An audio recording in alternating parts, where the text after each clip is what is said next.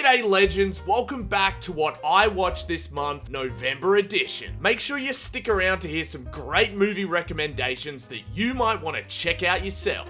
First of all, I watched Gladiator II. Overall, guys, I was really disappointed with this one. I was really lucky though to get to watch this at a special preview screening, shout out to my friend Murph, and it was a great experience, but I feel like the film erodes the legacy of the original and just had a lot of plot and character problems and elements that just didn't make sense. The sharks and the rhinos weren't even the reason why I disliked this. If you want to hear my full breakdown, make sure you click on the card above or the links in the description. I made 2 full videos on the movie. Then I watched The Return. This movie stars Ralph Fiennes, the absolute legend. I'm not sure if I'm pronouncing his name right. Hey, it's me from the future. As soon as I finished filming this, I realized, of course, I'm a massive spud. It's Ralph Fiennes. Ralph Fiennes. So please forgive me for that rookie error, guys.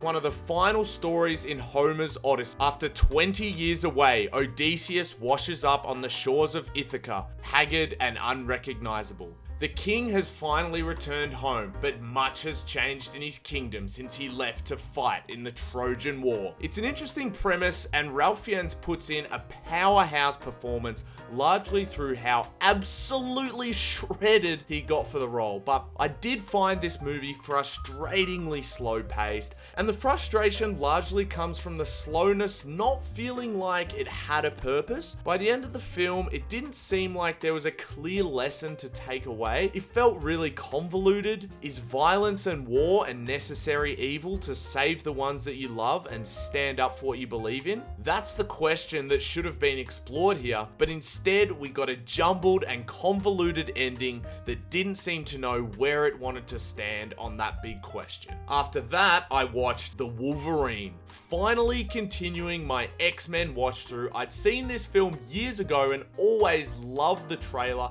and it was great to watch it on my TV rather than in 240p on my iPod Touch like I did back in the day. So in this movie, Wolverine faces his ultimate nemesis and tests of his physical, emotional, and mortal limits in a life-changing voyage to modern-day Japan. While it definitely has its issues with an unearned romance plot and the whole villain storyline is a bit messy, along with some action set pieces that just don't seem to hit as hard as they should, this is still a really fun film and I had a great time watching it. The nuclear bomb detonation scene at the start of the movie is one of my all-time favorite movie scenes. Hugh Jackman as Wolverine is an absolute goat and a pleasure to watch on screen. The whole flashbacks with Jean felt really emotional, and I'd actually forgotten all about them, and I think they work really well here with the tragic backstory element to Wolverine's character. And yeah, the whole aesthetic with the movie taking place in Japan is awesome too.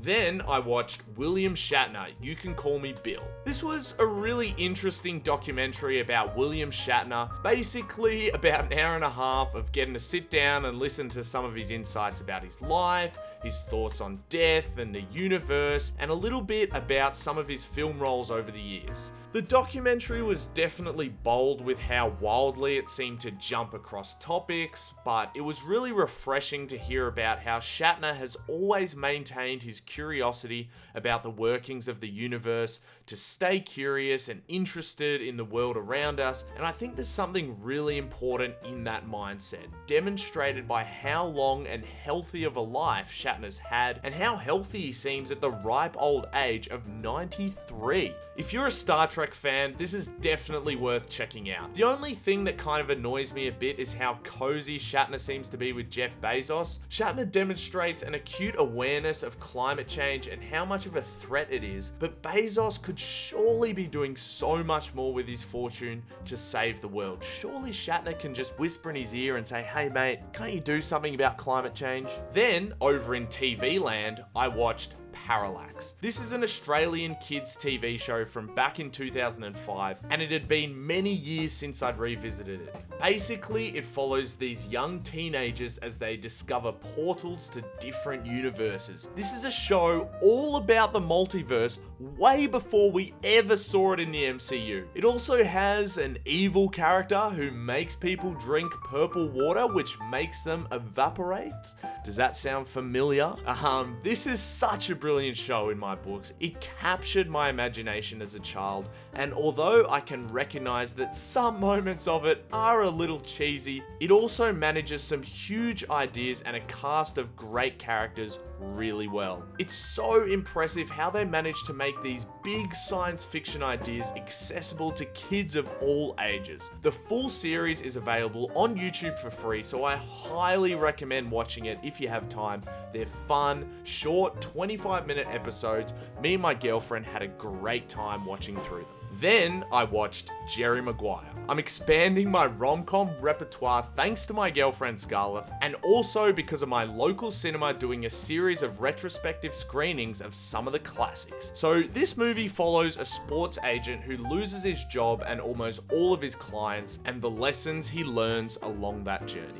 For a good chunk of the movie, especially in the middle act, I wasn't really sure that I was on board with this. I didn't find many of the jokes particularly funny. I wasn't sure that I was buying Tom Cruise playing the lead character. It felt like the pacing was unnecessarily slow. But man, things turned around with the third act. I felt like I started to understand where Jerry was coming from and who he was as a character. Loyal to friends, business, work, clients, he couldn't be alone, but at the same time overlooking the value of the relationships closest to him. There's a scene where Tom Cruise gets emotional and man, it just hits me. Sometimes I feel like I make the same mistakes and I don't prioritize the relationships that I should in my life, and this movie was the perfect reminder to always treasure them. Also, almost every song in this movie is absolute fire, including some bangers from Bob Dylan and Bruce Springsteen. And then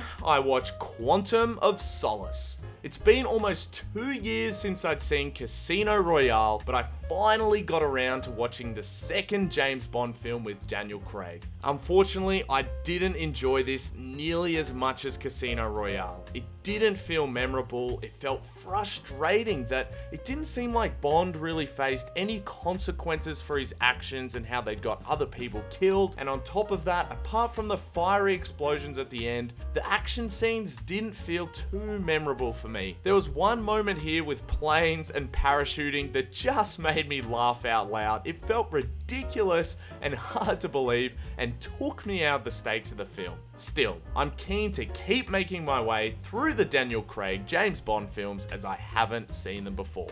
And guys, that was what I watched in November. A smaller month of movie watching, so I'm hoping for a bigger December. If you enjoy these monthly recaps, please consider dropping a like or subscribing. Thank you so much for your support, guys, and I'll see you in the next one.